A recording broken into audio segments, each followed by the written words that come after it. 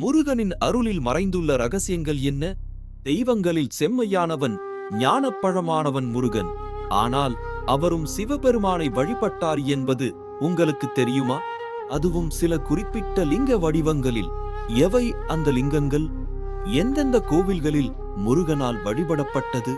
கும்பகோணம் அருகே திருநல்லூரில் முருகப்பெருமான் சிவபெருமானை ஞான லிங்கமாக பிரதிஷ்டை செய்து வழிபட்டார். திருஞான சம்பந்தர் ஞானப்பால் அருந்தியது போலவே முருகப்பெருமானும் இங்கு சிவனை வணங்கி ஞானத்தை பெற்றார் என புராணம் கூறுகிறது.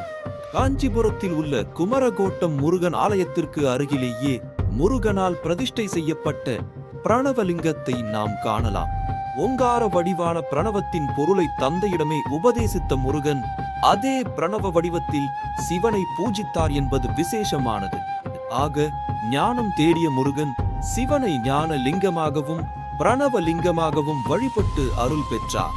நாமும் இறைவனை மனம் உருகி வழிபட்டால் அறியாமையை போக்கி அறிவை பெறலாம் என்பதை இது உணர்த்துகிறது. முருகனின் அருளில் நமக்கு இன்னும் பல ரகசியங்கள் காத்திருக்கின்றன. உங்களுக்காக எங்களை தொடருங்கள்.